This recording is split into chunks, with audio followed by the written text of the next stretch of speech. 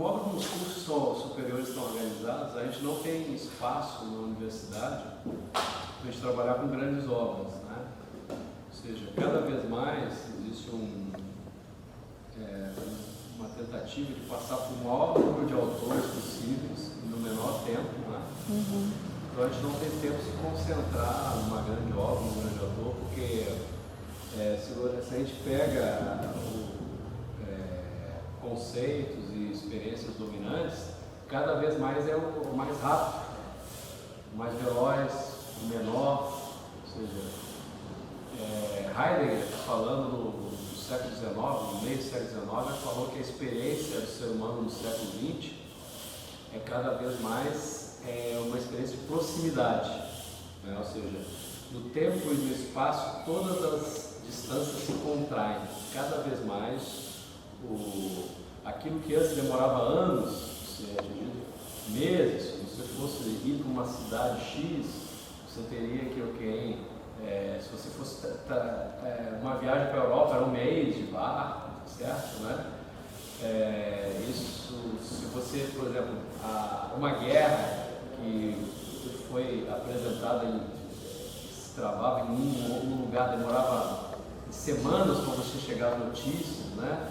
Então, cada vez mais com a mediação tecnológica, a relação entre tempo e espaço, houve uma alteração nessa percepção, nessa experiência. Nós estamos vivendo quase no nível do simultâneo fabricado, ou seja, né?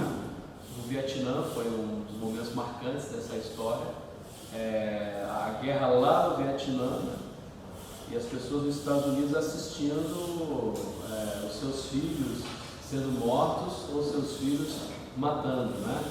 Então, essa experiência de proximidade, de diminuição da distância, tanto do ponto de vista do tempo e do espaço, fez com que cada vez mais a gente se acostumasse com a ideia de que eu tendo uma sensação de estar naquele lugar qual estou vendo e assistindo, eu realmente tenho uma participação naquilo que eu vejo, naquilo que assisto, né? Então, essa redução da distância, dá a ilusão da proximidade, né? Mas a gente bem percebe que esses esquemas que já estão ficando tradicionais, normais, essa já é a nossa, é o nosso leite, onde a gente já nasce, eles criam uma ilusão, né? De que o agora é o mais importante, o agora é o ponto de referência, né? Então, diante dessa cultura, a gente tem muita dificuldade de trabalhar com coisas que têm outras dimensões do que a dimensão curta, imediata e breve, né? Ou seja, não é nenhum critério de valor dizer que o longo, o distante é maior ou melhor do que o curto e o breve, tá certo? O grande problema é a unificação da experiência, ou seja, nós temos cada vez mais uma tendência a tendência inércia, né? A tendência a nos acostumar que isso que está disponível é a única coisa que existe, né? Ou seja, o conceito de realidade que nós temos é o que está disponível, ou seja, estatisticamente nós somos muito mais submetidos a eventos rápidos, curtos e imediatos, né? Uma tentativa de sincronização de todas as experiências e de todas as mentes, como se houvesse uma mente por trás de todas as coisas, como se a gente pensasse a mesma coisa, vestisse a mesma coisa, comesse a mesma coisa, bebesse a mesma coisa, certo? E com essa unificação da experiência, algumas coisas vão sendo eliminadas ou ficando em um segundo momento, certo? O grande problema, a grande questão, não é a questão de valoração, mas de perceber que por detrás dessa sincronização dos sentidos há uma hierarquia. Ou seja, o que não entra na sincronização dos sentidos vai ser jogado fora ou não vai ser tanto valorizado, tá certo? Então, muitas vezes o elogio do artista diante do seu contexto imediato de experiência, ele não consegue compreender o que está acontecendo, tá certo? Ou seja, ao invés de nós termos uma diversidade temporal de experiências de curto prazo, experiências de médio prazo, experiências de longo prazo, tá certo? Assim como são as idades da vida, tá certo? Cada vez nós temos um instantaneísmo, um espontaneísmo, tá certo? Onde o agora, o imediato, o que pode ser percebido como algo que já vai passar, tá certo? É o mais importante, tá certo?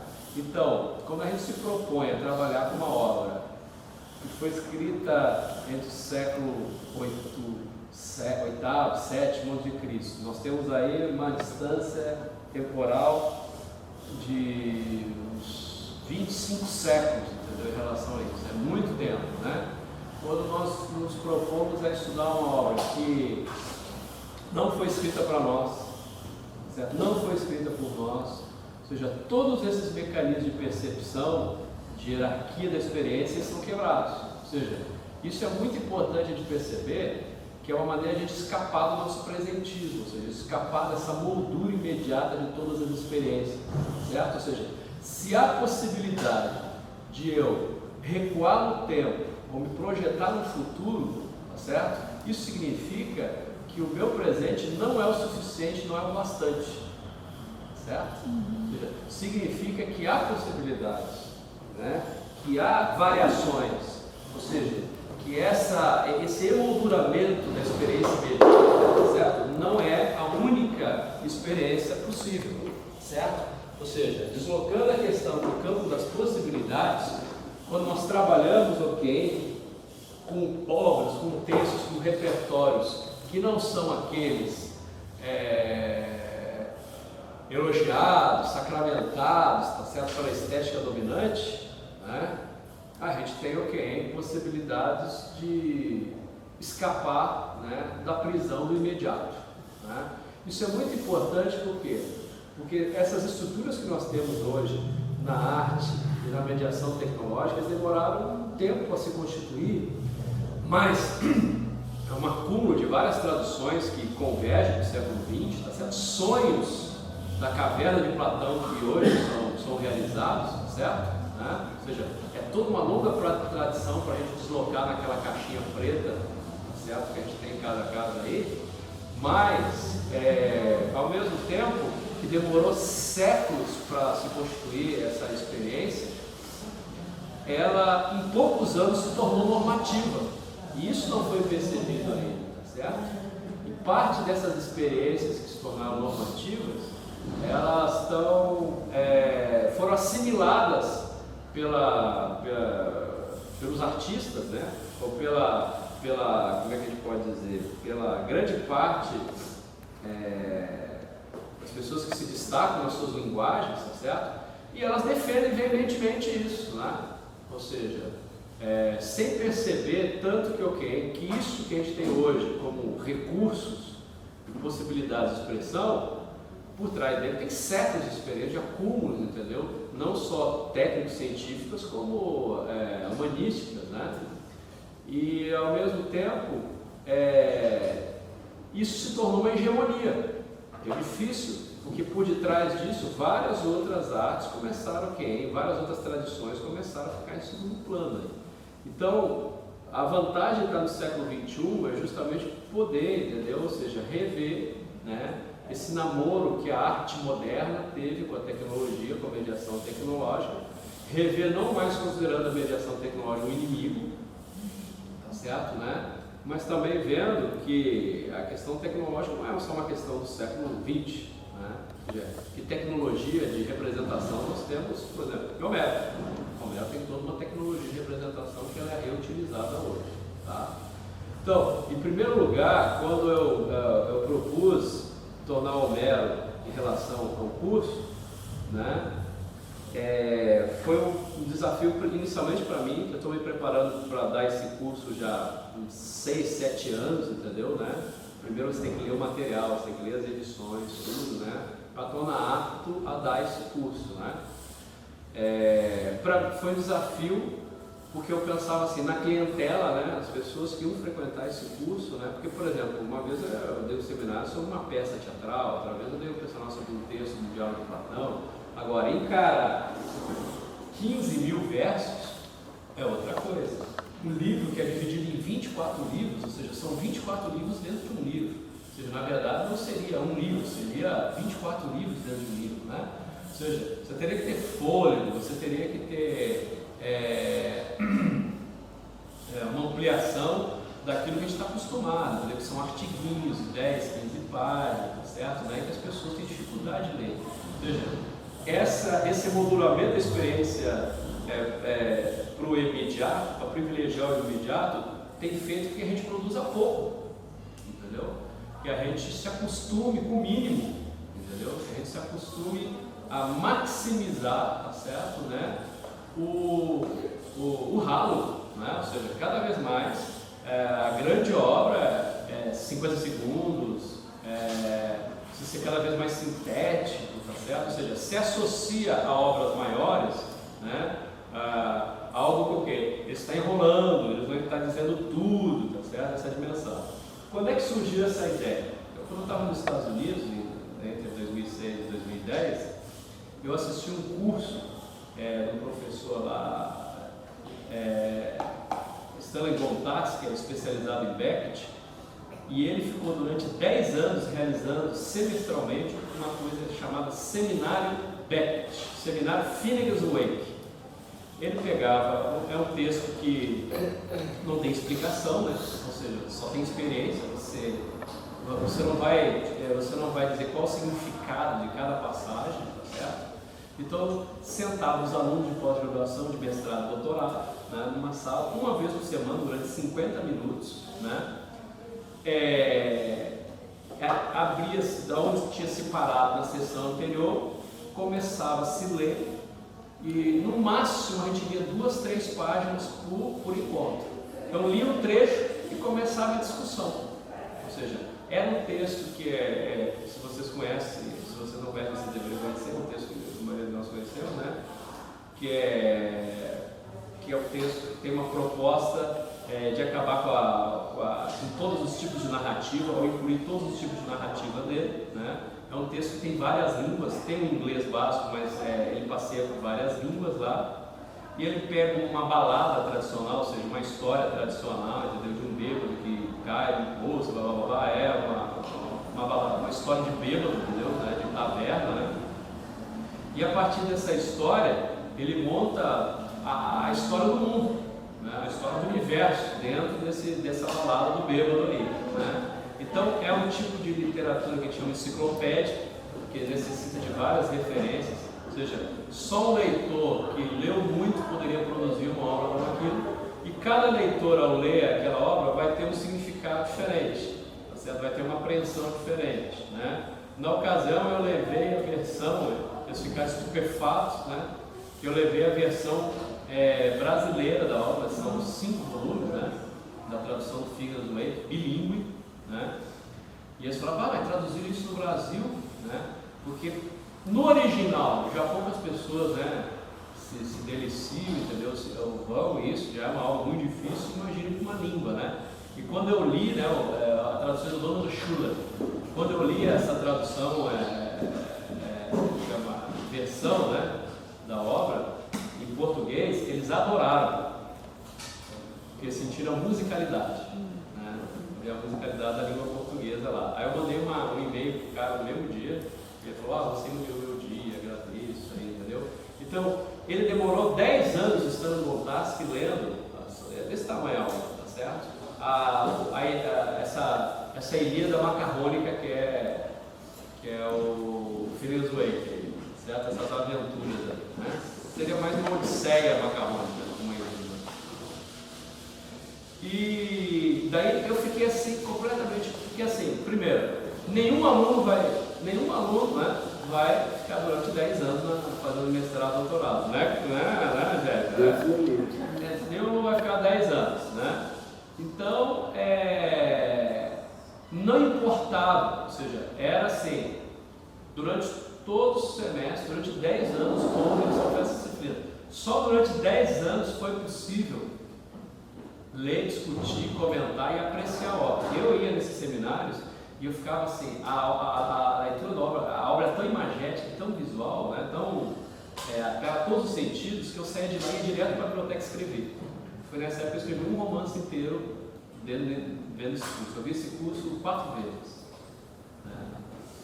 Ou seja, dos 10 anos eu vi 2 anos. Então foi lá que pegou essa ideia. Existem muitas obras, tá certo? que, por exemplo, não entram dentro do espaço das disciplinas tradicionais. As disciplinas tradicionais, elas são montadas o quê? As disciplinas de texto, de história, de teatro, são montadas no eixo cronológico. Você tem que passar por um maior número de autores possíveis, certo? Né? Mas, por exemplo, nós poderíamos ter um seminário Shakespeare. Eu dava aqui na Universidade Brasileira, eu acho que não sei se viu. Não, foi o Constantino que pegou também. E a gente, todo semestre a gente lia 5, 6 obras de Shakespeare, certo? Que é assim. Então, o campo disso, ficar um semestre inteiro em Hamlet. Eu lembro uma vez um curso, foi um curso de 2 meses, um ponto por semana, que era só Hamlet, certo? Então é muito difícil hoje, porque as pessoas acham que você está perdendo tempo, porque essa noção da experiência imediata, entendeu? Parece que está perdendo tempo, ou seja, não tem densidade as coisas, né? Ou seja, uma coisa é o efeito da velocidade que você produz, outra coisa é você se tornar um objeto físico e rápido. É isso que está acontecendo para nós. Uma coisa é você passar numa estrada e você olhar que as coisas estão passando. Outra coisa é você virar uma paisagem que passa. É isso que a gente está virando, a gente confundindo, entendeu? O referente, sendo o referente da velocidade e não o produtor da velocidade. Certo? Está sendo uma paisagem. Tá? Então, por exemplo, existe um livro chamado Um Homem Sem Qualidades, vocês conhecem, do Musil. É um livro que o cara nem terminou, só para vocês terem ideia. Desse tamanho, tem umas 600 páginas. Por exemplo, Guimarães Rosa, Grande Sertão Veredas, é um livro de peso, entendeu? Como é que ficaria dentro de uma disciplina tradicional? Você lê capítulos. Mas como é que você vai ler capítulo de uma obra que é que é estruturada em todas as partes interrelacionadas? Como é que você vai trabalhar? Certo? Então, por incrível que pareça, esse emolduramento da experiência imediata, ela não está só no nível da experiência comum, está dentro da universidade. Os cursos são montados assim, passar por um maior número de autores, entendeu? Possíveis, em pouco tempo. É isso que está acontecendo. Por exemplo, você poderia ter um semestre de Platão, e é pouco. Você poderia ter um semestre de Marx, e é pouco. Você poderia ter um semestre de Freud.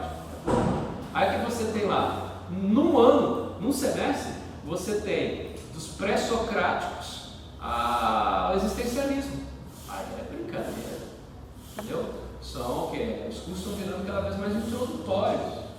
Cada vez se pressupõe a falta de conhecimento de quem vai ter acesso a esse material, certo? Não se pressupõe que a pessoa que entra no curso, certo? Ela tem alguma bagagem de leitura. Se pressupõe que é um deslocamento. Que quem está na condução da disciplina vai ter que prover o conhecimento para quem está frequentando a disciplina. Certo? Ou seja, sendo que o eixo do processo de ensino-aprendizagem é o contrário. O que você tem? Então nós temos um grande problema aí, nessa questão de formação de leitores, né? É uma questão. Então, a partir disso, nessa disciplina da pós, eu propus justamente uma coisa difícil. Né? Ou seja, todos aqueles que leram o texto e leram, né, os 24 livros aí, eles usufruíram muito mais material para os seus processos criativos. Então, o curso foi montado, ou seja, né, a partir do seguinte pressuposto. Para você criar, você precisa estar instrumentalizado. Cada vez mais, isso é uma reação ao que o processo criativo ele é imanente, ele está comigo, são as minhas imagens, é a minha experiência de vida. O que está acontecendo se isso for sempre a única bandeira, entendeu? Cada vez mais nós estamos fazendo, o que a gente faz é uma paráfrase de nós mesmos. Vai chegar um momento que nós vamos estar esgotados, certo? Porque uma pessoa que acha que tudo começa e termina nela, ela, daqui a poucos anos, ela está esgotada, certo? Porque ela vai ter a ilusão de que o mundo é resultado daquilo que ela pensa. E não que você está em interação e que você muda. Você era aos 10, aos 12, aos 18, aos 20, assim você vai mudando, certo? Ou seja, enquanto a arte pensar que ela é ratificação de uma experiência subjetiva extrema, certo? Nós vamos ter cada vez mais o quê? Uma exaustão, né? Nós vamos ter cada vez obras menores, né? E obras iguais, né? O que vai ser o quê? Vai ter a expressão dessa subjetividade que virou uma ideologia, né? Tá? Então, o pressuposto básico do curso é justamente isso. Eu não sou, mas eu posso. Certo?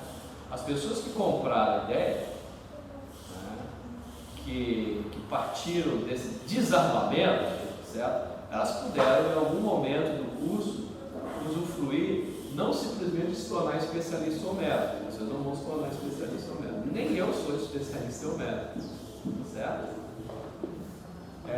Elas vão entrar em contato justamente em confronto com essas ideias do que é fazer arte.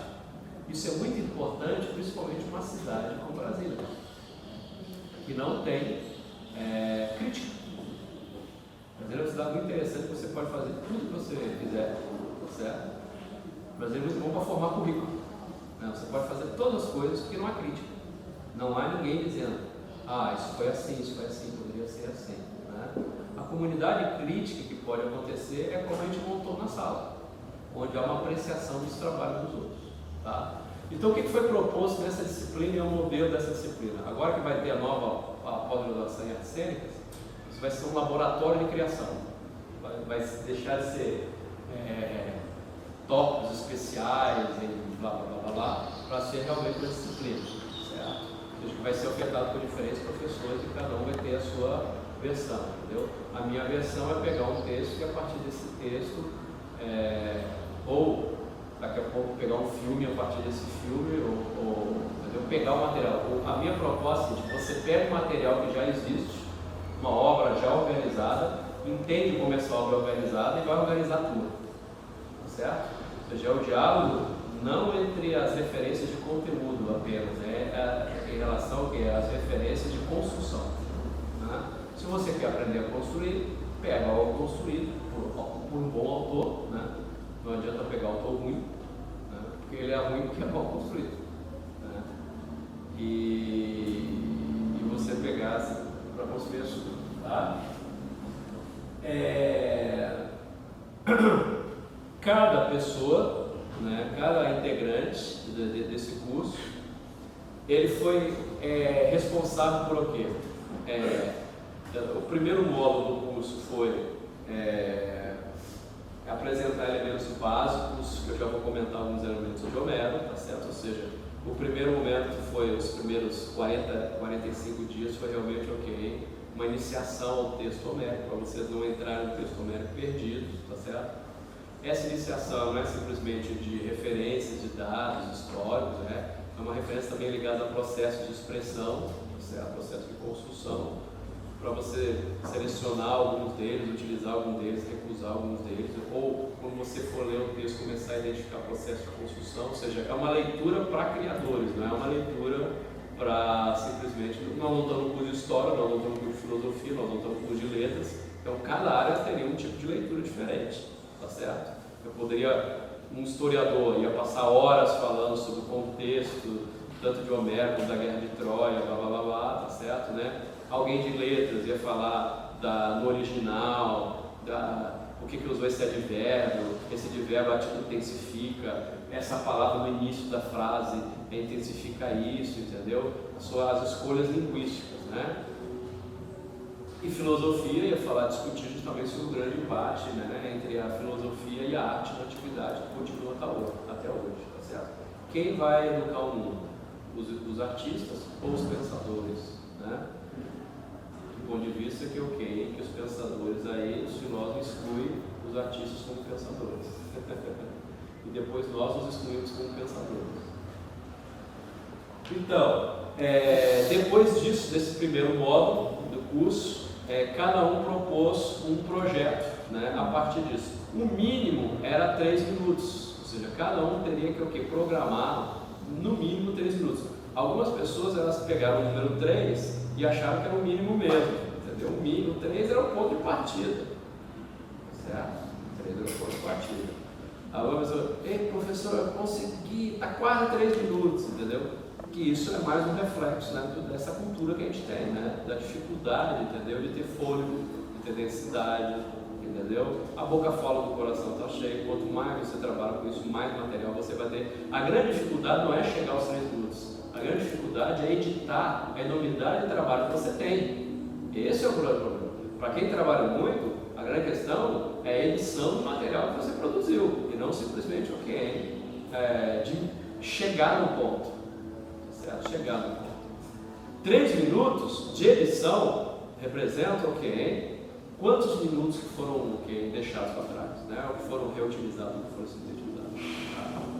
Aí depois desse projeto, esse projeto é discutido em sala de aula, discutido, a gente forma uma comunidade, né? Isso é muito importante, a gente tem um blog, a gente faz uma comunidade, onde há uma troca. O uso do blog dentro de sala de aula, ele está diretamente relacionado a uma troca de experiências comuns, né? E de descentrar no professor o papel de orientador de todos os projetos, ou seja, eu não sei tudo, né? Alguém sabe um livro, alguém sabe um artigo, alguém sabe imagem, alguém sabe uma coisa, tá certo? Com isso já começa a segunda parte do curso, que é justamente a transferência de protagonismo, ou seja, de um cara que vai lá na frente e fala sobre os textos, para alguém que depois vai se apropriar desses textos e construir uma obra, né? Ou seja, a partir desse momento, cada um começa a assumir o seu protagonismo. O primeiro módulo, que é o quê? Né? Ou seja, você é agente de uma ação. É a proposta do curso, que é a discussão do texto de Homero. Segundo, nós temos os projetos, tá certo? E vem agora a parte fundamental que nós estamos nessa semana, que é a performance. Ou seja, esse tipo de curso é um curso que ele demanda várias habilidades, né? Ou seja, esse curso eu dou tanto na pós como na graduação, que é um curso que justamente você não tem, a universidade ou a pesquisa é muito associada a só uma cultura livresca, de você ler os livros e você produzir um texto, né? O que nós vimos aqui durante esse curso? Nós lemos o livro, esse aqui, né? É um livro pequenininho, tá certo? Né? Nessa outra versão, o cara que ganhar dinheiro ainda tem 2, tá? Depois disso, cada um propôs um projeto e agora vai ter a realização do projeto, né? E depois, a quarta fase do curso é justamente escrever uma monografia sobre isso. Ou seja, dentro de processo criativo, então você tem uma visão ampla, né? Você tem um primeiro parte que em cinema a gente chama de pré-produção, ou seja, né? Você tem os elementos, você vai elaborar um roteiro, você vai descobrir locações, tudo, entendeu? Mas você vai escolher os atores, tudo, tá certo? O nosso projeto seria esses elementos, eles vão estar e fechados já escolhidos, delimitados. E o que acontece aqui? Nesse primeiro momento, eu sou mais atuante, certo? Porque eu li o texto, eu sei qual a melhor bibliografia, eu ofereço para vocês, eu sou facilitador desse material. No segundo momento, é que começa a haver uma tomada de posição de protagonismo por parte de quem vai conduzir cada projeto. Ao todo, no início, nós temos 23 projetos, tá certo? Ou seja, 23 alunos se inscreveram nessa disciplina, tá certo? E 23 propuseram 23 versões diferentes de Homero a partir do trecho que eles leram, né? Um saiu fora, né? Não aguentou, aí chamou mal, tá certo? Né? Morreu, tá certo? Tá fora, tá? E eu acho bem interessante isso, porque quando a disciplina começa, a inscrição para a disciplina, os caras vêm com um aluno especial, muitos deles vêm com um aluno especial, ou seja, não são alunos matriculados no programa de pós-graduação. Quer se matricular, não tem nenhum problema. O curso é questão de sobrevivência, né? E desde o início é muito bem claro, né? Todos que entraram no curso, né, eles falam o seguinte: o que você vai ter que fazer? Né? Ou seja, você vai ter que estudar um texto, propor uma montagem a partir desse texto, conduzir essa montagem em todas as suas esferas, tá certo? Né? Ou seja, selecionar as pessoas que vão trabalhar com isso, tá certo? Né? Selecionar uma locação, um horário de ensaio, tudo lá. E depois vai vir a parte da performance. Tá? Então, nós temos um curso que ele, na verdade, qual é o fundo dele? É uma metodologia do processo criativo. Ou seja, a partir dessa metodologia desenvolvida dentro daqui, você vai, trabalhar com qualquer outro processo criativo, certo? Ou seja, nós não estamos defendendo nenhuma linguagem, como vocês vão ver durante o dia. Tem vídeo, tem instalação, tem performance, tem teatro tradicional, tem musicais, tá certo? Tem as várias linguagens, tem dança, tem videodança, tá certo? Ou seja, não existe uma linguagem só. Quem determina a linguagem é quem é responsável pelo projeto, tá certo? Ou seja, esse curso não é para canonizar um determinado tipo de fazer teatral, de um fazer cênico, tá certo? Né? Dentre as premissas, o que foi exigido para cada estudante que propôs um projeto? O seguinte, você é da área de música, tá bom, faça alguma coisa com música e outra linguagem, por exemplo, música e dança. Você é da área de dança, faça alguma coisa com dança e teatro, por exemplo, tá certo? Ou seja, cada um tinha que associar uma linguagem que ilumina a uma linguagem que não ilumina muito. Né? A Angélica, por exemplo, que está aqui, ela já participou de uma outra versão desse curso, ela não trabalhava com vídeo, né? E daí, durante o curso, na interação com as pessoas do curso, ela foi trabalhar com vídeo. Ela era de cênica, ela era de teatro, né? E daí ela foi trabalhar com vídeo, certo? Então, sempre você associar então os cursos se transformam, ou seja, numa coisa assim, o que eu preciso para fazer e o tempo que eu tenho para fazer? Algumas coisas são possíveis, tá certo? Captar uma imagem e editar minimamente essa imagem, e em um semestre você aprende a fazer isso e você faz, tá certo? Ou seja, não seria exigir de você em 6 meses produzir uma versão do grego original, lógico. Eu estudei 7 anos, certo? Ou seja, se você fosse fazer isso, levaria mais tempo. Mas, por exemplo, se você fosse trabalhar, por exemplo, um determinado tipo de técnica que poderia ser desenvolvido no tempo, você poderia desenvolver isso. Tá? Chegamos agora no momento crucial desse curso, tá certo? Né? Que é justamente o momento das performances. Ou seja, tudo aquilo que foi projetado, tudo aquilo que foi encenado, né, que foi pensado como ideia e depois trabalhado durante os ensaios, agora vem para a cena. Mas isso já não veio para a cena antes? Então isso é uma coisa bem importante. Quando foi escrito o projeto, foi escrito a ideia. Né? Essa ideia foi discutida em cena, foi discutida em sala de aula várias vezes. Ou seja, uma coisa é a sala, tá certo? De aula, tá certo? E outra coisa é a sala de ensaios, certo? Então o que acontece? Foi feita uma proposta, cada um fez uma proposta textual, isso foi discutido, e durante os ensaios, né, vídeos dos materiais dos ensaios eram trazidos em sala de aula, discutidos, e a partir dessa relação entre a sala de aula e a sala de ensaio, certo? Aquilo que tinha sido proposto inicialmente foi sendo revisto, certo? Isso é fundamental essas coisas acontecerem, tá certo? Porque a ideia não é igual à ação, tá certo? O tempo da ideia é igual ao tempo da ação. Se esse curso fosse só um curso, por exemplo, textualista, entendeu? Ou seja, só um texto o que faz? Você pegaria o Homero, teria uma ideia, apresentaria uma ideia de montagem, apresentaria um roteiro e pronto, tá certo? Mas esse roteiro nunca passaria por uma redefinição por meio das ações efetivas ali, tá? Então, quando é que começou o processo criativo? Começou com a ideia. Começou com uma ideia que foi sendo revista, certo? Foi sendo redefinida dentro de contextos de ação bem específicos, certo? Então, o que aconteceu então com a sala de ensaio? A sala de ensaio virou só a execução de uma ação, virou também um laboratório de criação, certo? Isso que é importante, ou seja, a partir do momento que as pessoas responsáveis pelos projetos e as pessoas que estavam no projeto começaram a entender que as mudanças, elas não são negativas, mas são integrantes do processo criativo, certo? E que é por meio das mudanças que se estabelece o processo criativo, foi que o processo criativo começou a ter uma densidade. Agora, qual é o problema? A relação entre a performance e os ensaios. O que é o dia de hoje? O dia de hoje é um dia instantâneo, é hoje. Errou, não acertou. Qual a relação entre o dia de hoje e todos esses 2 meses, dependendo que vocês tiveram antes, entendeu?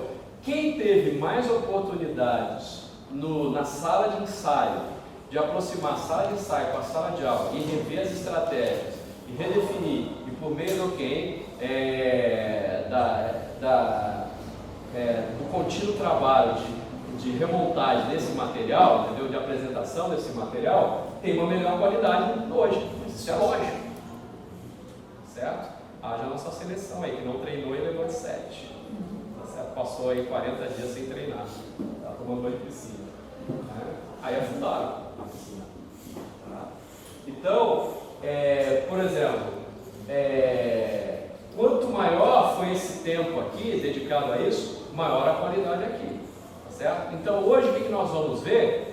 O que é a apresentação? O que é o produto que é apresentado hoje? O que vocês vão levar para a cena é o resultado das opções e das oportunidades que vocês tiveram dentro dos ensaios. Quanto mais ensaios, mais coisas e mais tempo, mais oportunidades vocês tiveram, tá certo? Ou seja, a apresentação de hoje é parte de todo o processo, tá certo? Há um grande problema que a gente trabalha com processo criativo, justamente separar processo criativo e produto. Ensaia, e acha que a culminação do processo é o produto, tá certo? Por outro lado, tá certo? O que acontece com isso? Com essa ideia produtivista do processo criativo, entendeu? Ou seja, né? Que o processo é um conjunto de etapas que vão ser eliminadas para que haja o produto, entendeu? Então, quando eu vou para o ensaio, fica assim, não, agora não vou dar energia. Não, agora não é importante. Agora não é tão essencial. Porque o que importa é o meu produto. Lá no dia acontece um fiat, algo mágico, entendeu? Na frente das pessoas. Mas o que acontece? Quando você estava lá na sala de ensaios, tá certo? Você tinha alguns momentos você fazendo, um grupo fazendo alguma coisa e um grupo assistindo. Não tinha um grupo assistindo? Esse grupo é a plateia. Ou seja, a gente pensa que a gente só vai apresentar para alguém quando tiver alguém nos assistindo, né? É isso. Essas pessoas que estão ali dentro do ensaio, elas são com a plateia imediata. Certo? E os grandes problemas que a gente tem em processos criativos, justamente é pensar que a única plateia com a qual eu vou modificar a minha ação, tá certo? Ela só vai estar lá no dia, que é hoje. Né? O grupo de vocês teve esse privilégio, né? De além de ser o grupo que mais ensaiou, né? É um grupo também que apresentou em outros lugares. Né? Certo? Ou seja, então o dia de hoje não é o único dia. Né? A apresentação de hoje é um momento para vocês já estão mais maduros em relação ao que vocês tiveram na apresentação anterior e nas outras apresentações. Tá? Então, vocês já se apresentaram para vocês mesmos durante muito tempo nos ensaios, tá certo? Se apresentaram em outros lugares, vão se apresentar hoje. Tá? Então, essa questão da performance, isso é muito importante nos processos criativos. Né? Por exemplo, eu tive uma vez um caso do cara que fez a proposta, mudou a proposta, porque você tem isso para fazer em 4 meses. Você tem isso aqui 4 meses para fazer. Ele foi mudando a proposta, apresentou o projeto, foi mudando. Aí uma semana antes de apresentar, tá certo?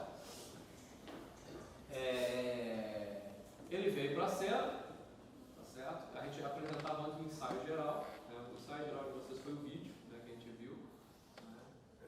A apresentação de vocês, e ele estava completamente